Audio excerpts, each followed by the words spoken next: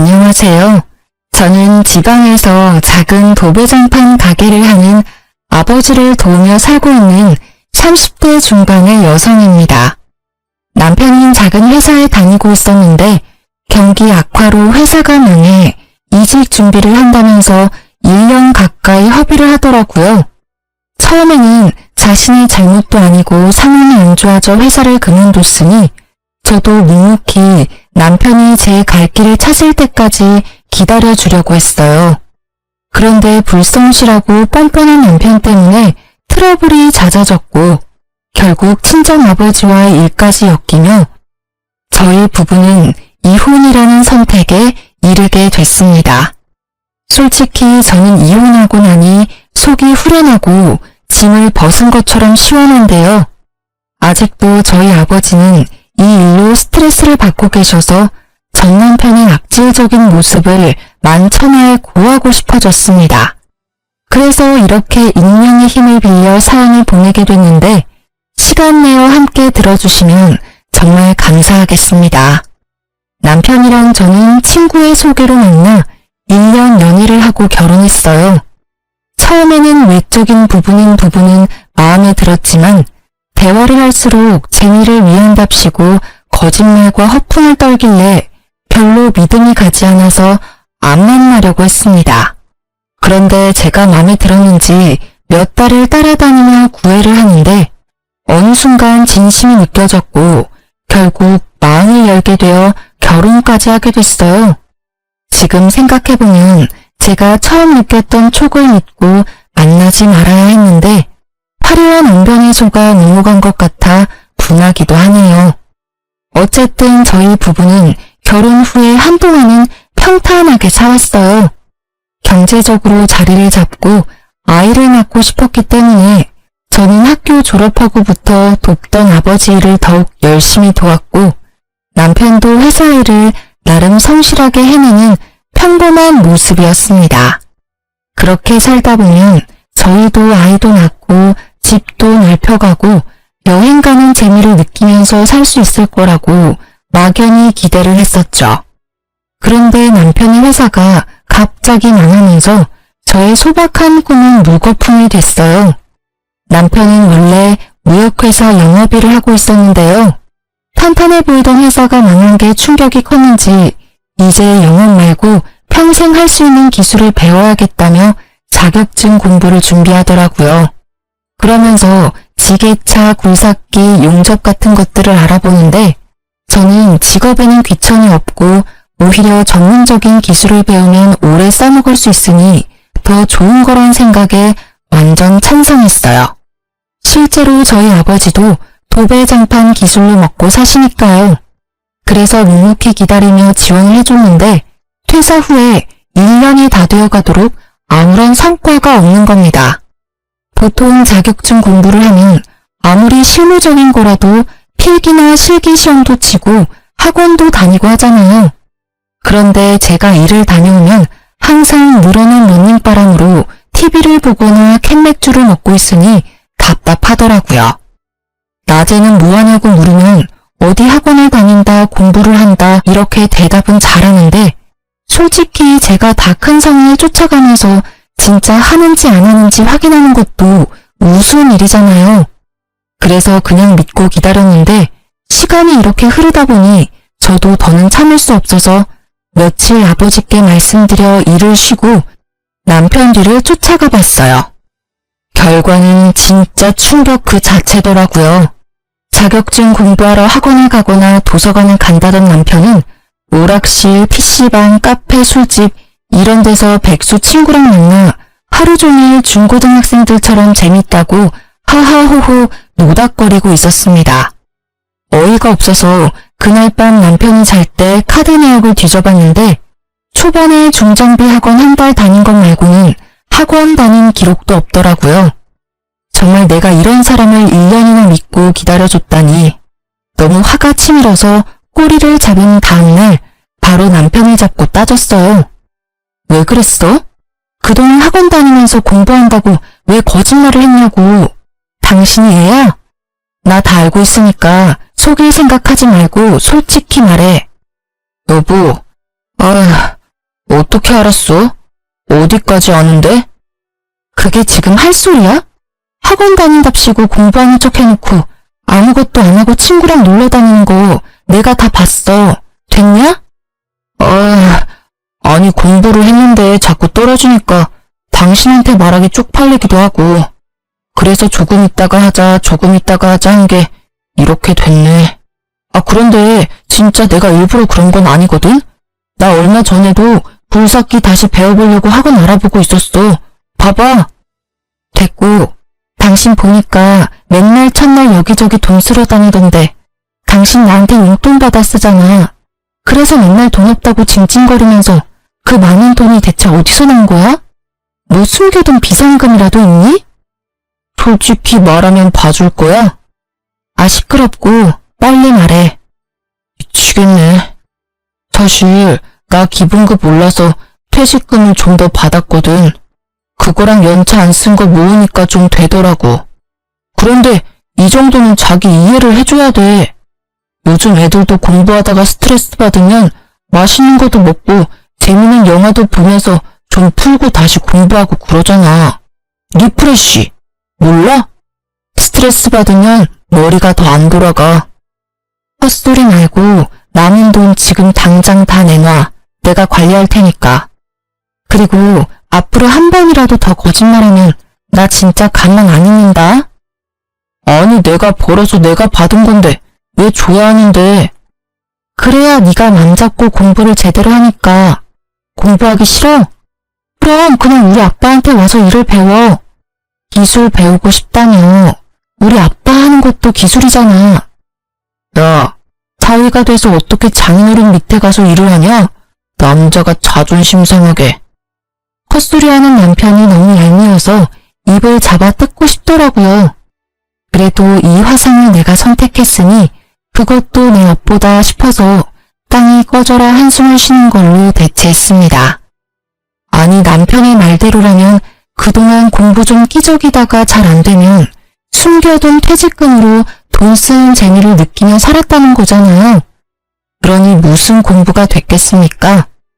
그동안 남편이 갑자기 공부를 하겠다고 하니 답답했지만 제가 쪼으면 스트레스 받을까봐 말도 가려가면서 하고 맛있는 보양식도 해먹이고 뒷바라지라면 뒷바라지를 했어요. 그런데 이렇게 저를 속이고 뒤에서 탱자탱자 놀고 있었다니. 진짜 사춘기 아들을 둔 것도 아니고 왜 내가 이런 고통을 당해야 하나 싶어 욱하더라고요. 이런 제 마음도 모르고 꼴에 남자 자존심 운운하는 걸 보니 아직 철들려면 멀었구나 싶기도 하고 가슴이 답답했습니다. 그런데 저 혼자 이렇게 답답함을 느끼고 있자니 많이 억울하더라고요. 그래서 자기 아들이 세상에서 제일 잘난 줄 알고 있는 시무에게 연락해서 못난 남편의 모습을 까발리기로 했습니다. 욕하면서 제 속도 좀 시원해주고 싶었고요. 그래서 보란듯이 전화를 걸었는데 시무 반응이 대박이었어요. 여보세요? 어머니, 저 너무 속이 답답해서 하소연 좀 하려고요. 무슨 일이냐? 집에 뭔 일 있어? 네. 그 1년 동안 자격증 딴다고 회사 일 안 구하고 공부한 거 아시죠? 그런데 알고 보니까 제대로 공부도 안 하고 맨날 놀고 있더라고요. 진짜 중고딩도 아니고 나이 40 다 되어가는 사람이 이래도 돼요? 저 너무 답답하고 속상해요, 어머니. 아유, 난 또 뭐라고. 우리 아들이 학교 다닐 때 얼마나 공부를 잘했는데 요즘 속이 좀 답답했나 보지. 뭘 그런 거 가지고 전화씩이나 하니? 그냥 믿고 놔두면 제 밥벌이는 다 알아서 할래야. 두고 봐라. 조금 있으면 너 걔 앞에서 이렇게 징징댄 거 후회할 거야. 징징이요? 너무 섭섭해요, 어머니. 아니 저한테 돈 없다 해놓고선 퇴직금 남겨가지고 그 돈으로 오락실 PC방 다니고 있었다고요. 어머니 아들이요. 그러는 동안 저는 뭐 했어요? 맨날 일하면서 없는 돈 쪼개서 어머니 용돈 드리고 필요한 거 사다 드리고 그랬잖아요. 그런데 제가 속이 안 답답하겠어요? 너 지금 나 용돈 준다고 유세 떠는 거니? 어쨌든 우리 아들이 뼈 빠지게 일해서 모은 돈으로 살면서 준 거 아니야. 그리고 네가 온전히 나한테 돈 준 게 몇 번이나 된다고 그러니? 아무튼 우리 아들 크게 성공할 팔자니까 조금만 더 기다려줘. 아유, 속 시끄러워. 끊는다. 어머니. 최소한 미안해하지는 않더라도 부끄럽다는 반응은 기대했는데 황급히 전화를 끊어버리는 뻔뻔한 신호에 입이 쩍 벌어졌습니다. 남편은 옆에서 실실 웃으면서 콧노래를 부르더라고요. 요즘 세상에 남편들이 비상금 조금씩은 다 만들어둔다고 하지만 이직 준비한다는 명목으로 퇴직금을 종잣돈 삼아 미래는 아무것도 준비하지 않고 띵까띵까 놀았는데 이런 남편을 저보고 이해하고 더 기다리라니 어이가 없더군요. 그렇게 남편과 냉전 상태로 몇 주를 보냈어요.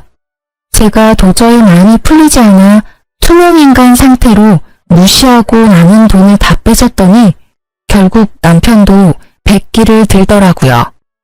짜증이 잔뜩 섞인 목소리였지만 그래도 고분고분 친정아빠에게 가서 일을 하겠다고 선언을 하는 겁니다. 저는 이제라도 마음먹고 무슨 일이라도 하겠다고 결정을 한 게 그나마 다행이라고 생각을 했어요. 그리고 다른 사람도 아니고 친정아빠랑 같이 일하면 장인어른이 남편의 사장이 되는 거니까 이 사람도 조금 더 눈치를 보고 성실하게 일을 하지 않을까 하고 기대를 했죠. 하지만 그 기대는 말 그대로 저의 착각이었습니다. 지금 생각하면 편안하게 일 잘하고 계시는 친정아빠에게 제가 똥덩어리를 한 짐 데리고 간 거였어요. 저희 친정아빠는 지방에서 작은 도배장판 가게를 했는데요. 규모가 크지는 않지만 제가 어릴 때부터 운영을 해서 단골도 많고 아름아름 소개료도 많이 일을 따고 있었어요. 친정아빠는 남편과 다르게 말없고 재미없다고 엄마가 항상 투덜댔지만 그만큼 소처럼 우직하게 일하는 성실한 분이셨거든요. 내심 깃털처럼 가벼운 남편이 아빠가 일하는 걸 보면서 조금이나마 반성하고 열심히 살아야겠다 라는 마음을 가질 수 있다면 그것도 뜻밖의 수확이라 생각을 했었죠. 물론 처음 며칠은 남편도 이 상황에 적응을 해야 하니 저와 함께 정시 출근, 정시 퇴근하면서 노력하더라고요. 회사 다닐 때 지각을 밥 먹듯이 해서 거의 잘릴 뻔한 적도 있었는데 이 정도면 장족의 발전이다 할 정도로 제 기준이 낮았었네요. 아무튼 아침에 출근해서 아빠랑 같이 재료 보는 방법도 배우고 낮에는 직접 현장에 나가서 막내로 이것저것 심부름도 하고 작업하는 것도 배우면서 차근차근 따라가려고 하는 겁니다. 그 모습이 기특해 보여서 저도 집에 오면 고생했다고 비위도 맞춰주고 외식도 시켜주면서 진짜 아들처럼 부둥부둥 해줬어요. 그런데 저 속이고 1년이나 뒤에서 놀던 사람이 하루아침에 성실맨으로 바뀌기가 쉽진 않았을까요?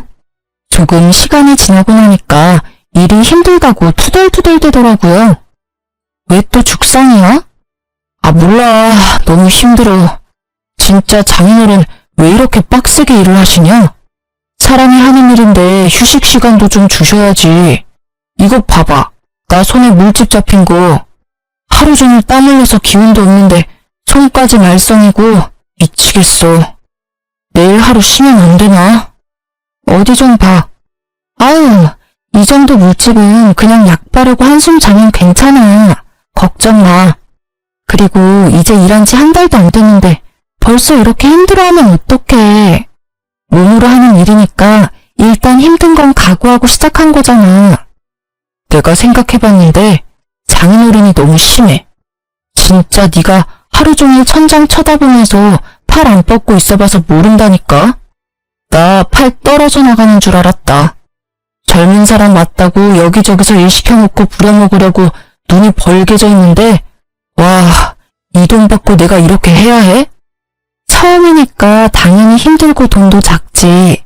그럼 사위라고 편한 일 하고 돈도 많이 받을 줄 알았어? 무슨 일이든 손에 익으면 편해지고 돈도 많이 버는 거잖아. 여보 그러려고 회사 그만두고 기술 배우겠다고 한 거 아니었어? 아 몰라.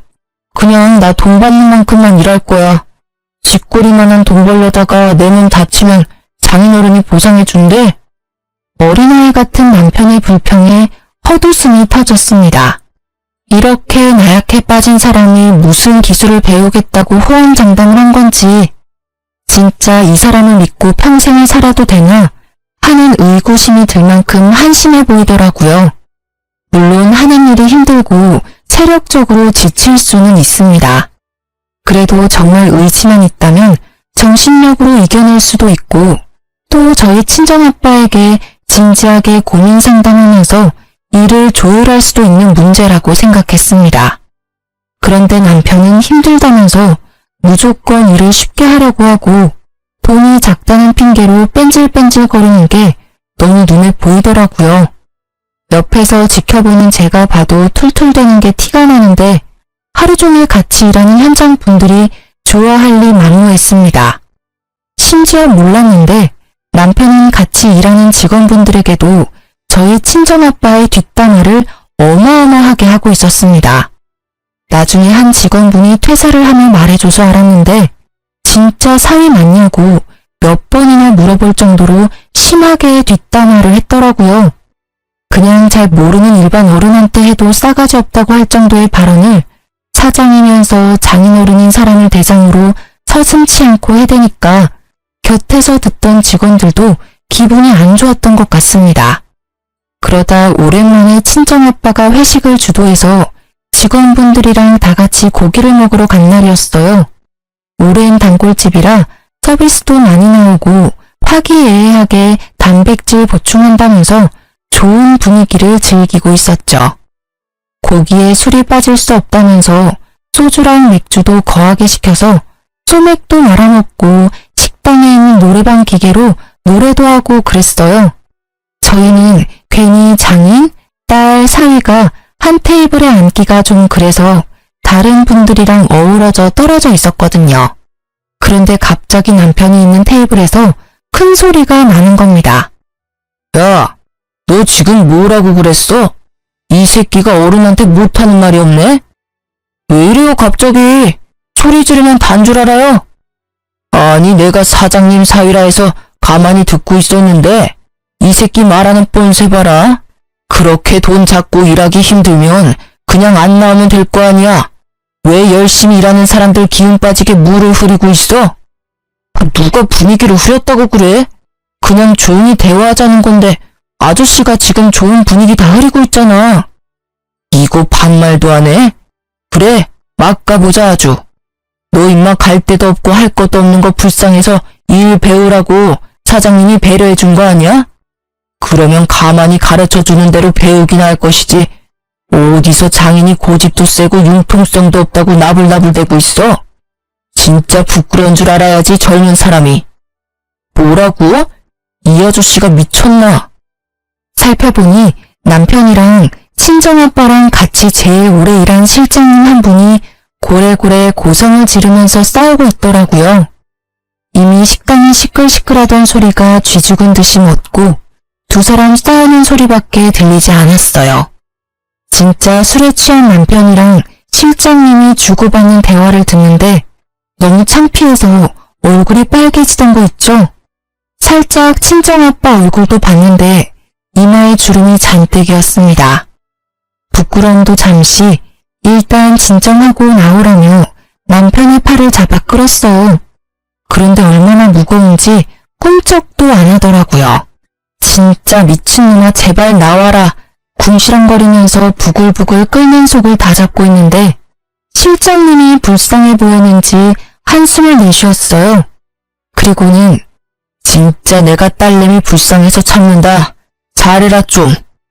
하면서 남편 팔을 가볍게 한 대 툭 쳤습니다. 그런데 술 기운에 자격지심까지 발동한 남편님이 이 터치 한 번에 이성을 잃었는지 갑자기 실장님 어깨를 퍽 치는 겁니다. 가만히 있을 성격의 실장님도 아니라 순식간에 주먹 다짐이 시작됐어요.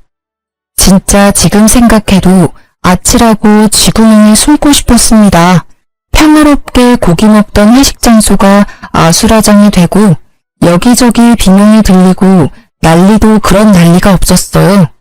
나중에는 누가 112를 불렀는지 경찰도 오고 그랬더라고요. 죄송합니다. 뭐가 죄송해. 여보, 사과하지 마. 뭘 잘했다고 큰 소리야? 빨리 사과드려. 먼저 친 건 이 아저씨인데 왜 내가 사과를 해? 정말 오래전부터 배워온 실장님께 너무 죄송했어요. 친정아빠한테도 이런 못난 모습을 보여 죄송했고요. 그렇게 남편이랑 저랑 서로 사과하니 많이 다투고 있는데 옆에서 가만히 앉아있던 친정아빠가 입을 여시더라고요. 최 실장, 내가 대신 사과할게. 내가 덕이 부족해서 그래. 돈 잡고 일 힘든데 내가 잘 못 챙겨줘서 이런 일이 생긴 것 같아. 그래도 내 사위인데 자네가 좀 더 참았어야 하지 않나? 자네도 사과해주게. 친정아빠의 말에 실장님이 절대 못한다고 화를 엄청 내시더라고요. 옆에서 듣는데 저도 이건 좀 아닌 것 같다는 생각이 많이 들었어요. 그런데 아빠는 사위가 먼저라면서 편을 들어주시는 겁니다. 그러자 실장님은 끝까지 사위 편을 들면 자기는 같이 일을 못한다며 자기인지 사위인지 둘 중 하나를 고르라고 최후 통첩을 날리셨습니다. 그런데 정말 놀랍게도 친정아빠는 사위는 평생 안고 가야 하는 존재라며 뜻을 굽히지 않으셨고 결국 실장님은 다음 날부터 회사에 나오지 않았어요.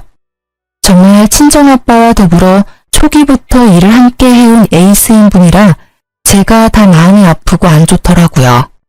정말 이 거지 같은 남편 때문에 이게 다 무슨 일인지 너무 화가 나서 따지고 싶었는데 친정아빠는 끝까지 남편 편이었어요. 정말 사람이면 이 정도로 자신을 신뢰해줬으면 정신 차리고 열심히 배우려고 노력해야 하는 거 아닌가요? 이날 이후로 에이스였던 실장님이 나간 자리를 남편이 대신해서 친정아빠 일을 도와야 하는데 진짜 배은망덕도 유분수더라고요. 그냥 견적받으러 온 손님인데 괜히 잘 알지도 못하면서 이래라 저래라 훈수를 두니 손님이 짜증나서 그냥 가버리기도 하고 작업하러 가서도 마무리가 꼼꼼하지 못해서 다른 분들이 한 번 더 일을 해야 하는 골칫덩어리가 저희 남편이었습니다. 그러던 어느 날이었어요. 평소처럼 친정아빠 일을 돕고 있는데 이상하게 가게로 견적 상담 문의 전화가 많이 오더라고요. 그래서 이상하다, 운수 좋은 날인가 싶었는데 친구가 SNS 링크를 하나 보내주는 겁니다. 들어가 보니 낯익은 모습들이 나오는데 알고 보니 얼마 전 구축 아파트 리모델링을 한다고 의뢰해서 도배장판을 해줬던 분이 후기를 남긴 거더라고요. 제가 봐도 너무 이쁘게 사진을 뽑아주셨고 글도 잘 적어주셨는데 그 손님 자체가 인플루언서라 파급력이 어마어마한 것 같았어요. 너무 저렴한 가격에 꼼꼼하다면서 딱히 저희가 광고를 맡긴 것도 아닌데 진짜 한번 나도 여기서 해볼까? 하는 구매 욕구가 생기게 적어주셨더라고요. SNS 홍보의 힘은 실로 대단했습니다.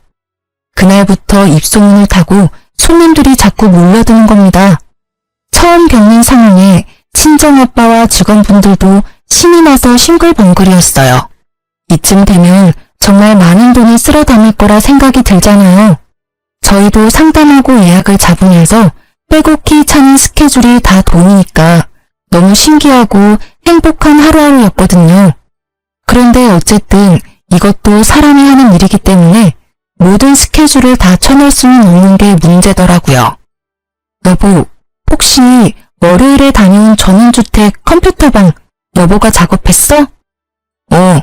나랑 김씨 형님 같이 했는데 왜?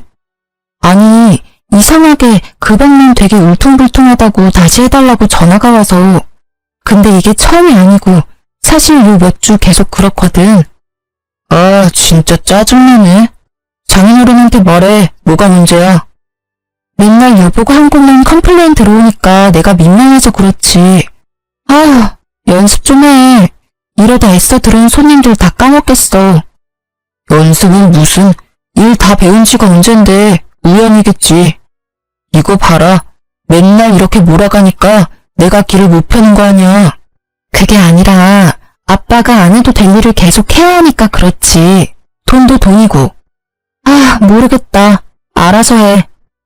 특히 에이스인 실장님이 나가고 나서 아직 한 명 몫도 못하는 남편이 그 자리를 메꾸기란 불가능한 일이었어요.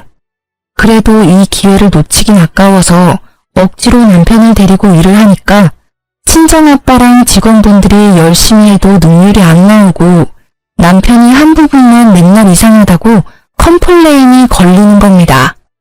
그러다 보니 AS 해주고 컴플레인 들으러 다니는 친정아빠만 너무 힘들게 고생하는 것 같아서 죄송스럽더라고요. 이왕 시작한 일 제대로 좀 더 노력하고 연습하면 될 텐데 늘 대충대충 그 순간만 때우려는 남편에게 화도 났고요. 그래도 큰 소리 안 내려고 꾹 참고 있었는데 어느 날 걸려온 전화 한 통에 분노가 치솟았습니다. 평수가 작은 곳이라 남편과 보조하는 분만 간 손님집이었는데 자기가 고른 고급 장판 대신에 제일 싸구려 저가 장판이 깔렸다면서 엄청 화를 내면서 일단 와서 확인을 해보라고 하더라고요. 여보, 어제 2차 아파트 다녀온 거 기억나지? 거기서 와보라고 하는데 뭐 짐작 가는 거라도 있어? 아니, 작업 다 잘 끝났는데 왜? 무슨 문제 있대? 잘 모르겠는데 자기가 고른 거 말고 제일 싸구려가 깔렸다고 하는 것 같아. 어제 그 손님이랑 확인한 거 깔아준 거 맞아? 현장에서도 같이 체크했어? 당연하지. 내가 몇 번이나 확인해서 가져갔는데 그런데 현장에는 그 아줌마 애들밖에 없었어. 자기는 먼 출장 갔다고 그냥 깔려서 깔고 왔는데 진짜 웃기는 아줌마네. 됐어. 내가 갔다 와 볼게. 씩씩거리며 남편이 손님 집으로 향한 후 왠지 느낌이 쎄해서 퇴근도 하지 못하고 가게에 있었어요.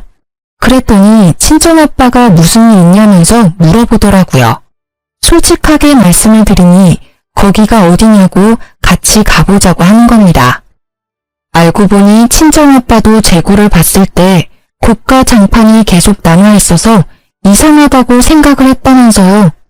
그래서 친정아빠를 모시고 그 손님 집으로 같이 향했는데요. 입구부터 고래고래 큰 소리가 들리더라고요. 덜컥 겁이 나서 황급히 열린 문으로 들어갔어요. 안녕하세요. 아까 전화 받았던 장판집이에요. 여보, 무슨 일인데? 아니 아주머니, 이 장판이 맞습니다. 제가 몇 번이나 확인했던 거예요. 진짜 제가 왜 이런 걸로 사기를 칩니까? 이게 진짜 맞다고요? 아저씨, 제가 바보로 보여요? 여기 사장님이시죠? 이것 좀 보세요. 제가 고른 문이랑 이게 같나요? 그리고 질감도 다르고 다 다른데 진짜 계속 우기면 맞는 게 돼요? 이거 완전 사기꾼 아니야. 사기꾼이라뇨. 말씀이 심하시네. 진짜 이거 맞으면 어쩔 거예요? 예? 여자 손님은 사기당했다며 고함을 지르지 남편은 아니라면서 억울하다고 부들부들이지 저랑 친정아빠만 중간에서 난감하더라고요. 일단 친정아빠가 그러지 말고 장판을 확인해보자면서 나섰습니다. 그래서 문제의 그 장판이 깔린 방으로 향했는데 웬걸 진짜 여자 손님 말대로 제일 저가 장판이 잘못 깔려있는 겁니다. 제가 봐도 손님이 말하는 무늬가 아닌 걸 알겠는데 어떻게 몇 달을 함께 일한 남편이 이걸 모르는지 대체 정신을 어디에 빼놓고 다니는 것이며 무슨 기술을 배우겠다고 설치고 다니는 것인지 모를 일이었습니다. 순간 우라통이 터지는 게 이건가 싶더라고요. 친정아빠도 진짜 땅에 꺼져라 한숨을 쉬면서 이 말을 짚으시는데 너무너무 죄송스러웠습니다. 또 사과는 친정아빠 몫이었으니까요. 죄송합니다. 손님 말이 맞습니다. 이게 깔려서는 안 되는 거였는데 저희 쪽에 무슨 착오가 있었던 것 같습니다. 이해해 주신다면 제일 빠른 날짜로 해서 바로 교체를 도와드리겠습니다. 맞죠? 이거 아니죠? 진짜 기가 막혀서. 아니요 사장님, 교체됐고요. 이 아저씨가 저를 정신병자 취급하면서 얼마나 우겨대던지 저 혈압 있는데 진짜 열받아서 쓰러질 뻔했거든요. 지금 여기 손도 막 떨리는 거 보이시죠? 나 이렇게 못 넘어가요.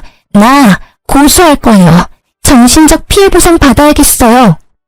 남편이 실수했고 잘못 대응한 건 100번 1000번 잘못했는데 갑자기 쓰러질 뻔했다며 고소하겠다니 너무 당황스럽더라고요. 알고 보니 이 여자 손님도 인근에서 블랙 컨슈머로 진짜 유명한 사람이었어요. 고소한다고 난리 치는 거 입소문 나면 저희도 좋은 게 없으니 무마시키느라고 정말 공짜 장판 교체에 도배까지 새로 해주고 병원이라도 다녀오라고 병원비까지 쥐어주고 나니 이건 뭐 배보다 배꼽이 더 큰 상황이 됐더라고요. 문제는 이뿐만이 아니었습니다. 저희가 돈까지 보상해줬는데도 이 여자 손님이 지역 커뮤니티 카페랑 SNS에 장판가리에서 사기치는 곳이라고 글을 적어 올린 겁니다. 내용 중에는 사기치고도 적반하장으로 고객한테 으름장 놓는 직원이 있다며 근데 알고 보니 사장이랑 사위라면서 짜고 치는 고스톱이라고 주절주절 써놓았는데 진짜 제가 봐도 설득력이 있더라고요.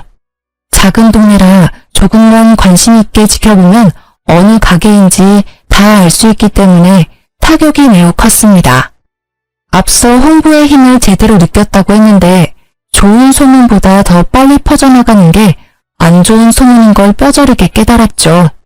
결국 그 많던 손님들이 다 끊기고 단골들만 띄엄띄엄 연락을 해왔지만 푼돈이라 고정적으로 데리고 있던 직원들도 내보내야 했습니다. 그러니 결국에는 친정아빠랑 남편 둘만 남았는데 지질이 일 못하는 남편 데리고 도저히 작업이 안 되는 게 문제였죠.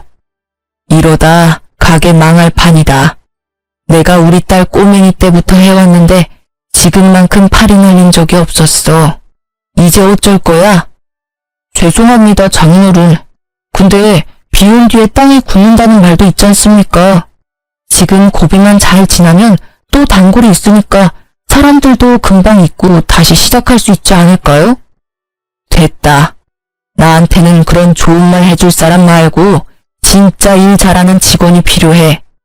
예전 실장한테 전화해 줄 테니까 죄송했다고 일 좀 도와달라고 해라. 제가요? 장인어른, 저 너무 자존심 상합니다. 그 사람 많은 데서 저한테 화내고 소리치는 거 보셨잖아요. 제가 장인어른 하나뿐인 사위인데 저 욕하는 건 장인어른 욕하는 거예요. 모르세요? 네 자존심이 문제가 아니다. 나는 말만 번지르르하게 하는 사위는 필요 없다. 실장한테 사과 못하겠으면 그냥 네가 나가. 예? 저 나가면 누구 데리고 일하시게요? 네가 나가면 실장이 들어온다고 했어. 그냥 앞서 일은 다 잊고 살 테니까 조용히 나가서 이제 네 할 일 찾아서 밥 벌어먹고 살아라. 제발 부탁이다. 제가 지금까지 장인어른 뒤치다거리 하면서 어떻게 일해드렸는데 저한테 이러세요. 예? 진짜 치사하고 더러워서 나갑니다. 나가요. 어디 저 없이 한번 잘 먹고 잘 살아보십시오. 배은 행복도 유분수라고 친정아빠한테 버럭하는 남편이 원망스러웠어요. 그래도 이렇게 제 발로 나가서 다른 일을 하면 어쨌든 이제 친정아빠 가게랑 엮이는 꼴 안 봐도 되니까 바보같이 참았습니다. 남편이 가게를 그만둔 후 친정아빠는 실장님을 다시 모셔왔고 두 분이서 초심으로 돌아가 직접 발로 뛰어 영업하고 작업하시더라고요. 그러다 보니 워낙 평판이 좋았던 분들이라 곧 회복을 하긴 하셨습니다. 남편은 굴삭기 학원에 다시 다니고 싶다길래 제가 직접 끊어줬어요. 이렇게 조금 느리긴 해도 일상으로 돌아가나 싶었죠. 그런데 며칠 뒤 갑자기 큰 소리 뻥뻥 치고 나온 남편이 학원을 그만두고 다시 친정아빠 가게로 들어가야겠다는 겁니다. 갑자기 왜 또 이래? 아빠 가게에 반겨주는 사람이 누가 있다고? 그냥 지금 배우는 거나 열심히 배워서 빨리 일할 생각을 해 좀. 당신은 알고 있었지? 장인어른 알부자인 거. 나 사실 회사 장부 봤어. 무슨 소리야? 설마 내 컴퓨터 파일 훔쳐봤니? 미친 거 아니야? 묵묵하게 혼자 왜 그런 짓을 했어? 아니, 분명히 내가 나올 때만 해도 금방이라도 망할 것 같았는데 쉽게 안 망하는 게 너무 신기한 거야. 비결이 궁금하기도 하고. 그래서 좀 찾아봤는데 장인어른 숨겨둔 현금이랑 부동산도 있으시더만 지금 가게에 있는 상가도 장인어른 거고 이런 걸 왜 나한테 얘기를 안 했어? 그게 당신이랑 무슨 상관이야? 우리랑 아무 상관없는 돈이야. 이렇게 어려울 때 대비해서 우리 아빠가 한 푼 두 푼 모아두신 거라고. 그리고 혼자 관리하기 힘드니까 딸인 나한테 부탁하신 거고. 그래서 이렇게 말하는 저희가 뭔데? 뭐 콩고물이라도 바라는 거야? 안 되겠다. 아무리 생각해도 내가 장인어른 이렇게 외면하면 안 될 것 같아. 우리 장인어른 사업 더 잘 되게 도와드려야지. 하나뿐인 사위인데 내가 힘 닿는 데까지 도와드리는 게 사람 도리지. 아니 당신이 뭘 도와준다고 그래. 지금까지 아빠한테 패만 끼쳤는데 당신은 그냥 아무것도 안 하고 다른 일 하는 게 도와주는 거야. 몰라? 진짜 아무것도 모르는 3살 어린아이가 봐도 남편이 친정아빠에게 빌붙으려고 하는 걸 알았을 겁니다. 너무 속이 훤히 보이는데 아니라고 하니까 우습더라고요. 그래도 혼자 단꿈에 빠지는 것까지 막을 순 없으니까 이렇게 무시하고 있으면 양심껏 포기할 줄 알았어요. 자기가 그 가게에서 얼마나 많은 사고를 쳐댔는데 어떻게 그걸 물려받을 수 있을 거라고 생각을 하는지 제 일반적인 상식으로는 이해가 잘 안 가더라고요. 그런데 사람이 한번 헛된 꿈을 꾸니까 폭주 기관차처럼 그 생각에만 몰두해서 현실로 돌아오지를 못하는 겁니다. 이 와중에 손님 떨어진 가게를 수습하느라고 저렴한 가격으로 밤낮 없이 일하던 친정아빠는 결국 과로로 쓰러지기까지 하셨어요. 단순한 피로 누적이라고는 했지만 연세도 많으신데 이렇게까지 고생을 하시니 딸인 입장에서 너무 걱정스럽더라고요. 그래서 남편이랑 바로 용돈이랑 먹을 걸 챙겨서 병문안에 갔는데 이 눈치 없는 남편님은 거기서도 뻔뻔한 말을 계속하던 거 있죠. 장인어른 좀 괜찮으세요?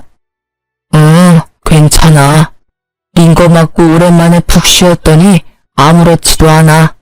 별일 아닌데 괜히 너희 장모가 연락을 해서 걱정을 시켰구나.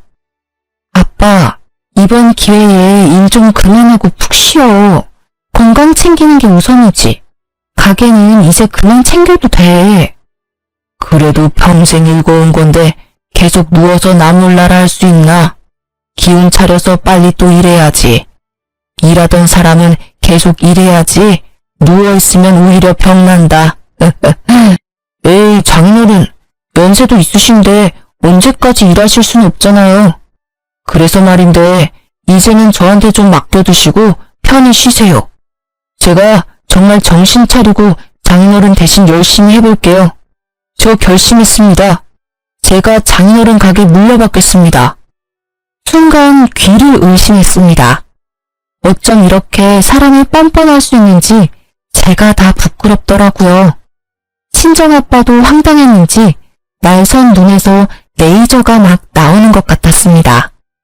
나는 자네한테 물려줄 생각 털끝만큼도 없네. 꿈도 꾸지 마라. 내가 계속 기회를 줬지만 자네는 별로 고마워하지도 않았잖아. 그냥 여기서 그만두고 자네한테 맞는 다른 일 찾아서 하게.